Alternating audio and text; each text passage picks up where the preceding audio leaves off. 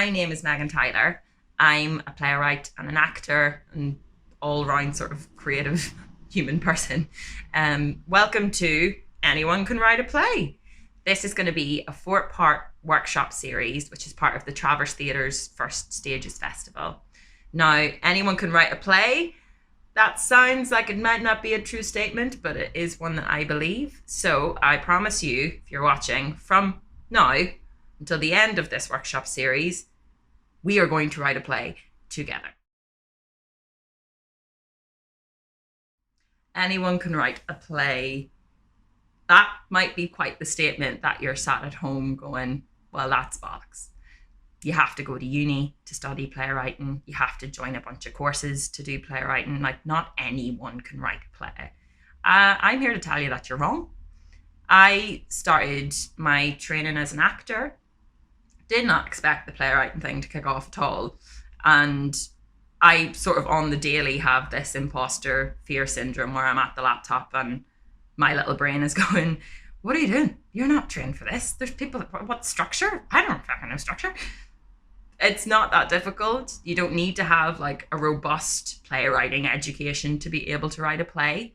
The thing is, we're all storytellers. We all have that ability. If you tell a story about something funny you saw at the shop and you come back and you relay that to your flatmates, you're storytelling. Watching films, watching TV shows, that's storytelling. And you're absorbing that like a sponge because that's what we do. We've been innate storytellers since the dawn of time, since a half-ape man drew a little thing on a wall. We're storytellers. So basically, anyone can write a play.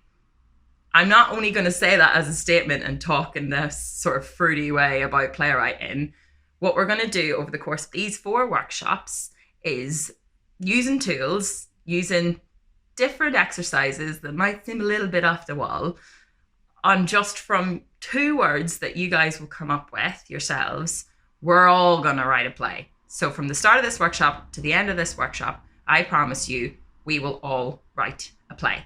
Now, it will just be like a 20-minute 2-hander, but that's something. So let's get started. For this 4-part workshop series, I've enlisted the help of Cathan McRoberts, who has offered to be the guinea pig for this. So basically, Cathan, have you ever written a play before? No. Does the idea scare you a little bit?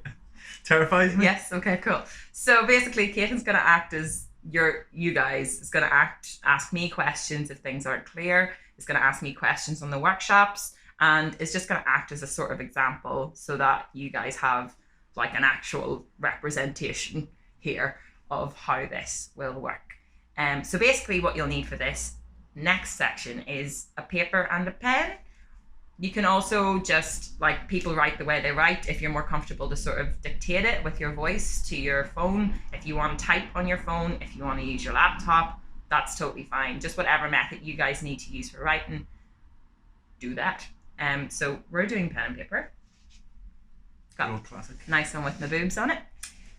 So let's do the first exercise. So I want you to come into this with sort of no preconceived ideas, no like back catalogue of plays that you're working on at the minute, or stories you're working on, or just characters you've thought of. Completely blank slate. So what we're going to do in order to achieve that is clear your minds. Now, this is just going to sort of uncork all of the murkiness, and I recommend that before you do the next bits of the workshop series, you do this every time, and sort of that you do this before you put pen to paper, or before you approach a laptop, or before you dictate on your phone. I would recommend just doing this nice brain clearing exercise to get your heads like open and ready for creativity. Now, I have actually stolen this exercise from a writing workshop I did back in the day. That's how good it works. So it's called the 7 Eyes, which is strictly not true because you'll see in a second. Now, basically what I'm going to do is I'm going to read out 7 short statements, and they're headers, and I want you to write them at the top of a page. So I would write the first one on this top of this page, I'd write the second one on the top of this page, and so on and so forth. Is that clear? Yep. Okay. So the first one is, I worry that.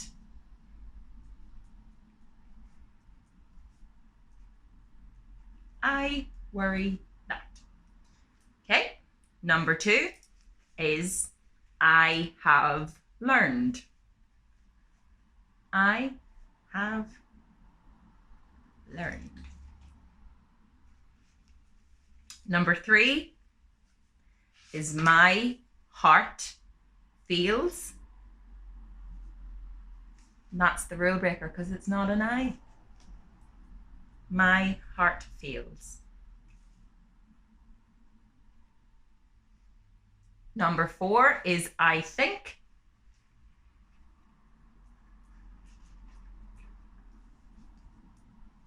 Number 5 is, I love.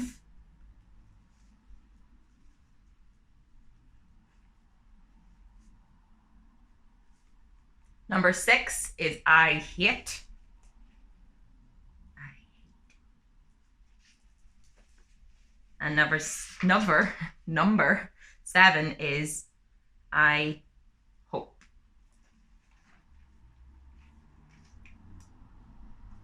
So number 1, I worry that. Number 2, I have learned. Number 3, my heart feels. Number 4, I think. Number 5, I love. Number 6, I hate. And number 7, I hope. Now, the way this works is kind of like word vomit grocery list. So you're just going to, first thing that comes to mind for each of these statements. Now I'm going to set a timer and we're going to do a minute on each one. So basically, like, I hate the Conservatives. I hate when my socks get wet. I hate onions. Like, first thing that comes to head. Even if it's a bit weird, even if you're not expecting it, just write it down and get the word vomit out. So I'm going to set a timer on your phone. Can you set a timer on your phone, please, for me? This is not my phone. That's not your phone. Yes, I can set a timer on my phone. Or can you give me the phone? Yes. Timer. Where's your timer? Thank you. Okay. It's a timer, not a stopwatch. Oh, we'll do a stopwatch. Okay, so you ready to begin? A minute on each one. Starting from the first one, obviously. Starting from the first one, obviously, yeah. Okay. So, number 1, I worry that. Go.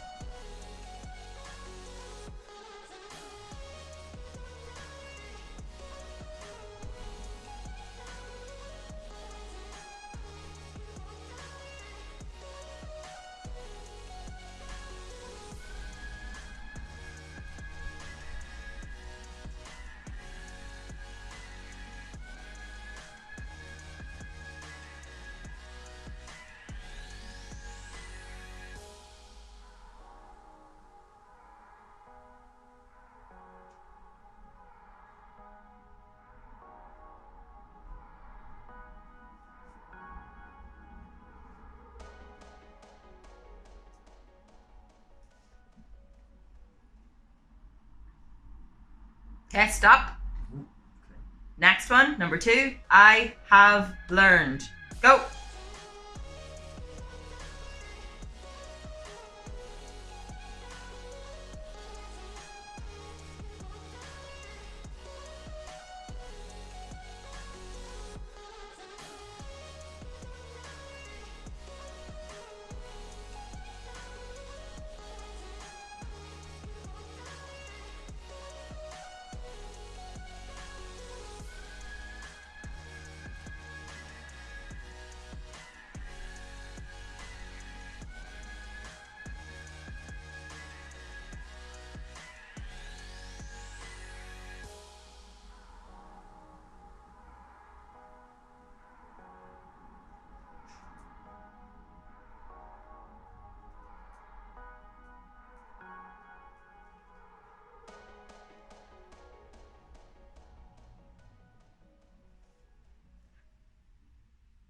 Stop.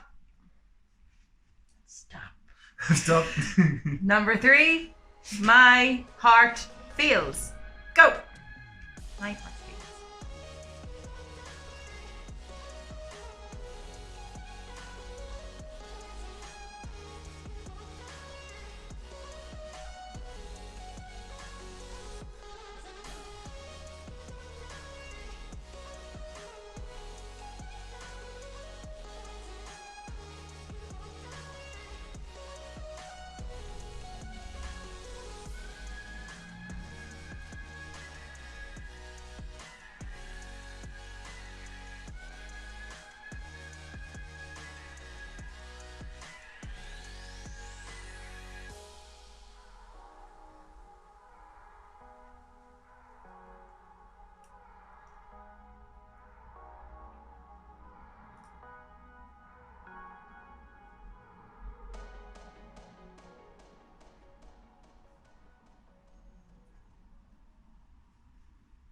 Stop.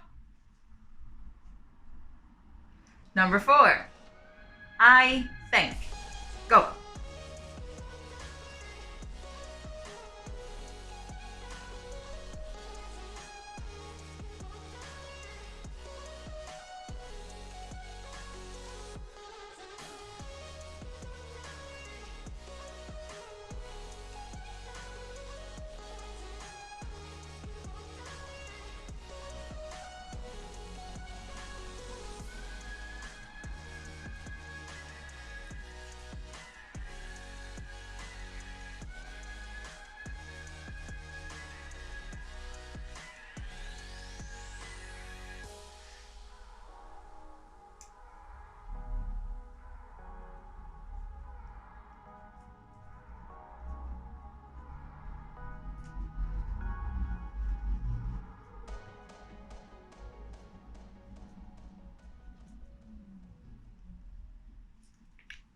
Stop.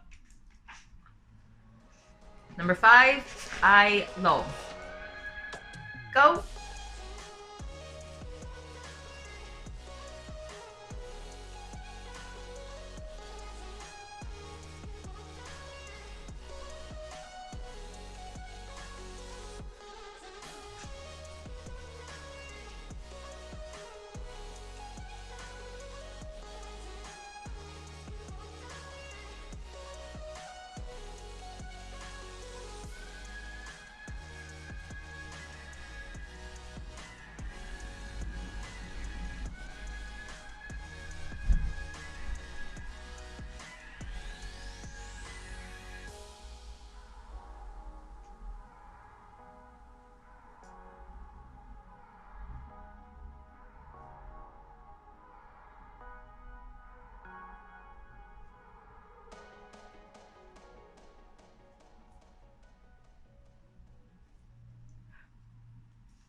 Stop.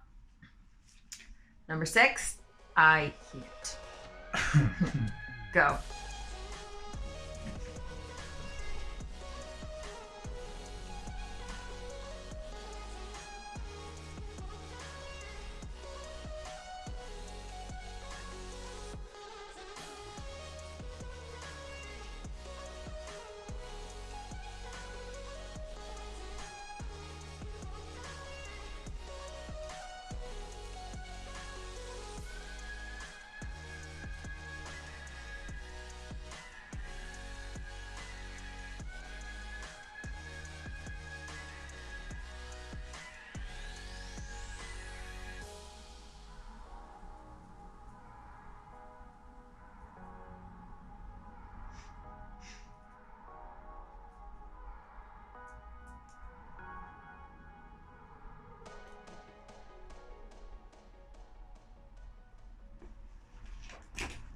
Stop. The last one, I hope. I hope. Go.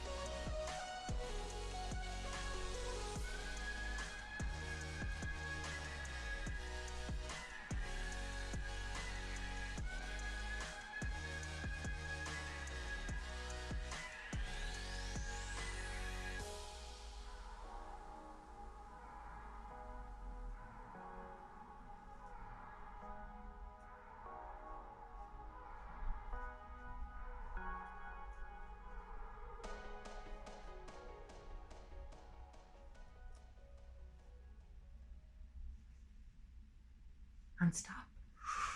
Ooh. There you go. So those are the 7 eyes, and it's a good way of just sort of clearing out all the murkiness from your brain. How do you feel after that? Less murky. That's a good answer. The right answer. Okay, well done. Now we're going to start creating things. So, It Only Takes 2 Words is the technical name of this episode, and that's because it does. So, we're going to find 2 words that are going to create our setting, our characters, our themes. We're going to tease out a lot of things from these 2 words. Now, you're probably sat there at home going, how are 2 words going to... Let me show you. So, I'm going to ask you 2 very simple questions that are going to create these 2 words. And the first of those very simple questions is, what is your favourite word of the day today? What is your favourite word of the day today? So my favourite word of the day today is crispy. Crispy. So I'm going to write that at the top of a page. Crispy. Catherine, what's your favourite word of the day today? My favourite word of the day today is growth. Growth. Okay, so write that at the top of your page. Now the second question I'm going to ask to create our other word is, what's your least favourite word of the day today? So my least favourite word of the day today is belch. Yeah. Ugh. Belch. It's my least favourite word of the day today. So I'm going to write it on my other page. So I've got crispy up here and belch over here. Catherine, what's your least favourite word of the day today? Least favourite word of the day today is...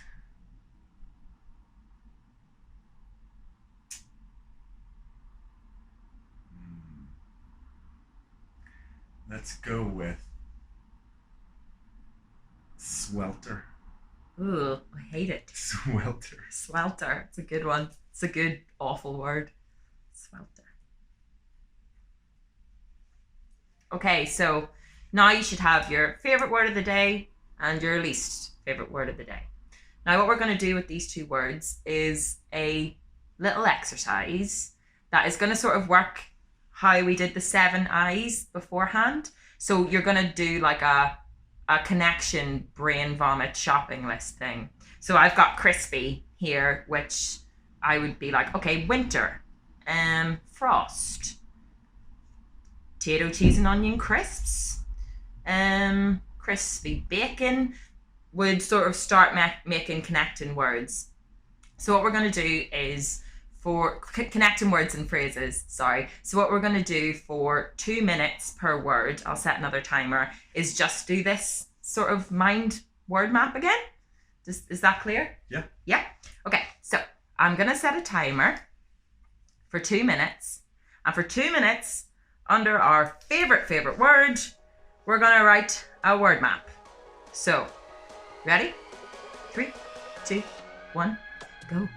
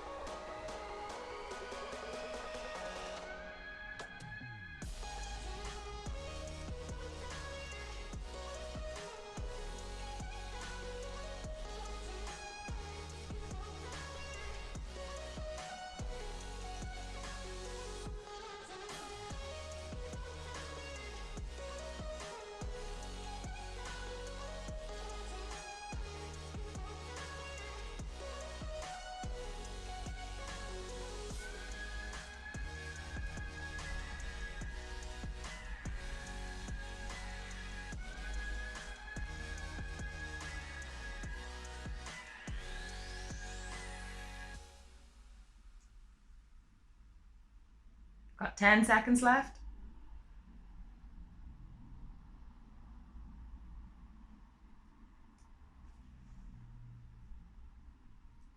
And stop. Good job, guys. Okay, so you should have a nice little word map for your favourite word. Or mine, vomit map for your most favourite word. And now we're going to go on to our least favourite word. So 2 minutes on our least favourite word, starting from now.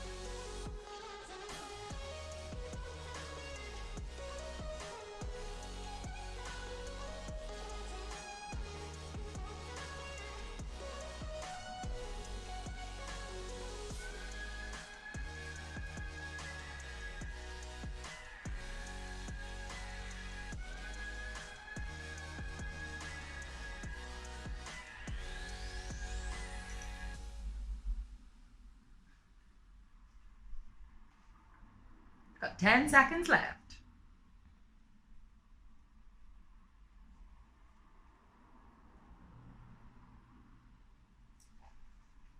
Okay, and stop. Cool. So now underneath your favourite word of the day and your least favourite word of the day, you should have many, many, many, many words. Now in this final part, I'm going to show you how to use logic from these to create character, setting, and some themes.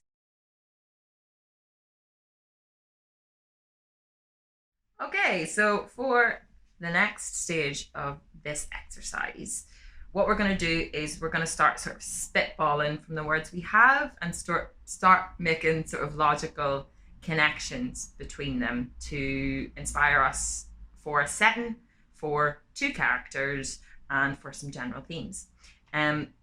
So my favourite word of the day today was crispy. And from that, I've got winter, frost, crunch, Christmas, burned, food, delicate, cans, biscuits, Great British Bake Off. I've got like a bunch of words that have either sounded like that word or have just come into my brain directly connected to that word, like crispy bacon. So, Catherine, what about your favourite word? What are some of the words you came up with in your favourite word? So I had growth, and from that I had life, crops, circle of life, underneath, stunted, development, harvest, granny's toenails, and new life. Cool. Awesome. Okay, so ours are quite different, and I'm going to talk sort of mine through from my favourite word first to sort of draw a character from, or draw something from. So I've got like, snow, ice, winter, like quite, I'd say that's quite cold. Like the general vibe I'm getting from this is like cold. So I'm just going to write that sort of in a little box beneath. Something that excites me about this is Great British Bake Off. And from connecting like crispy as like, if you thought of that as a character, I would think of that as maybe like quite a delicate character.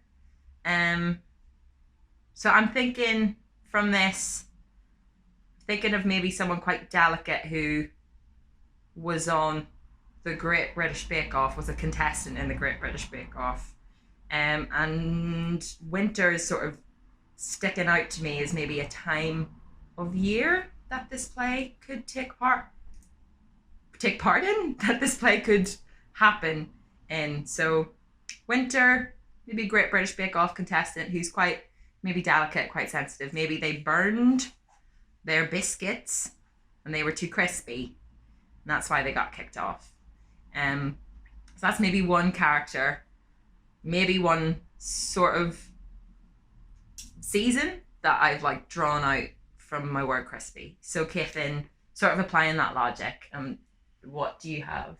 So I'm thinking, well, like life and new life and circle of life. Maybe it's something to do with a baby being born. Cool, yeah.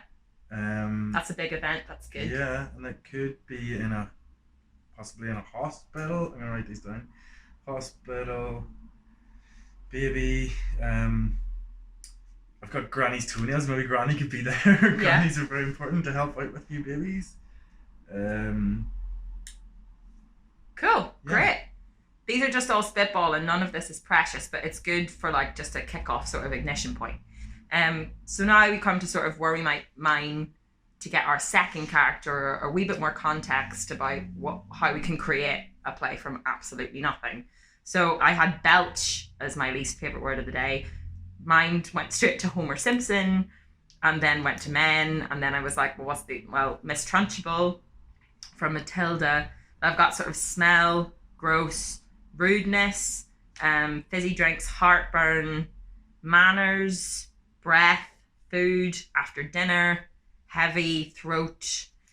So from this, I'm sort of getting, which might be quite a nice sort of opposite to my like maybe potentially delicate character from my favourite word, like quite a rude, quite like sort of gross individual. And already there's like a contrast. So I've got quite a delicate person and quite a gross sort of rude individual. That to me feels like a good, potentially watchable contrast. Food keeps coming up in both of these.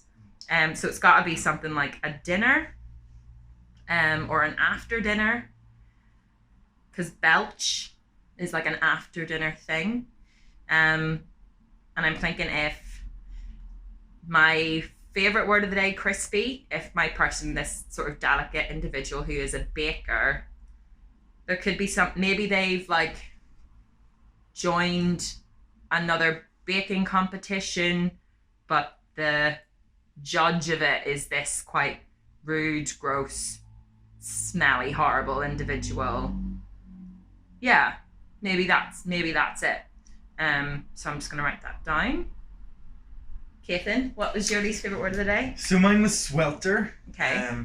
From that I had moist, boiling, hot under the collar, sweaty, anxiety, uncomfortable, need to get out, claustrophobic, unbearable, hard to handle. So that could be potentially the father of the baby. Yeah. Who is not dealing very well with the process of childbirth. Getting very hot, sweaty. Or it could be possibly someone that's there. Maybe the uncomfortable part is from the mother who knows that the person who's there as the father is not in fact the father of the baby. Good. So that's just from 2 words. Yeah. We've come up with these situations, these potential settings, these potential characters from just 2 words. And whatever you get now, stick with and keep pushing on with. And what I would say about sort of setting or characters, and this is from someone whose last play was set on not a pier, that was set in a kitchen. So like it's not the most interesting setting in the world, but if you can pick a more interesting setting, so like a baking competition, like a public baking competition, to me sounds like something I've not really seen on stage before, or would maybe like to see on stage. a hospital room is a really good Yeah, I one. haven't often seen that actually. No, so it's from and this has just come from these two words. Our favorite word of the day and our least favorite word of the day.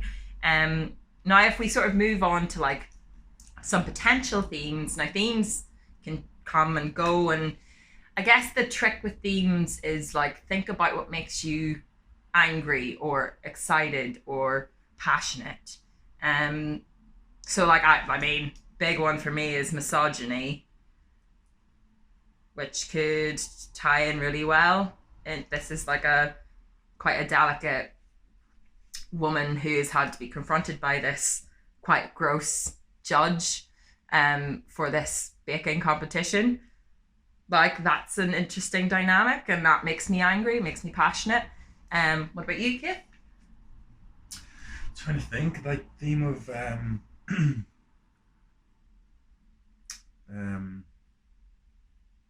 what's the word when you're true to a partner?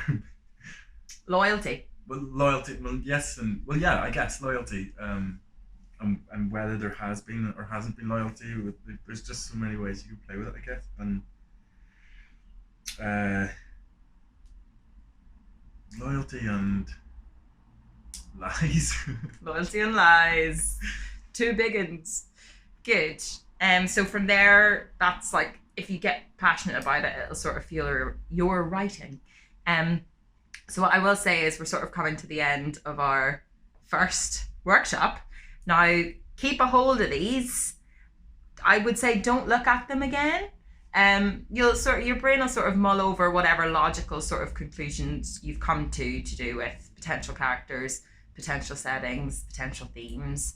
And then next week, we're going to take wherever we left off with our characters and move from there. We're going to say goodbye to you now. So say goodbye to them. Goodbye. And you'll see Catherine again next week. Thanks, guys. Thank you so much for watching the first episode of Anyone Can Write a Play, which is part of the Traverse Theatre's First Stages Festival. If you have any questions, please stick them in the comment section below or tweet at Traverse Theatre and we'll help you out. If you have any questions for me, you can tweet at my Twitter handle and I'll work on some things to help you guys out in the next couple of weeks. If you're looking for more opportunities to develop your playwriting, please check out the Get Involved section on the Traverse website, where there's a ton of resources that can help you out. And you can also sign up to their digital newsletter to hear more about opportunities and what they've got coming up. There's some really cool, tasty things in the new Traverse 3 online play place. And lastly, if you'd like to help the Traverse continue to do the brilliant work they do, then you can make a donation and find out more about supporting the Traverse on their website. So thank you so much for joining me for Anyone Can Write a Play, and keep mulling, and we'll see you next week.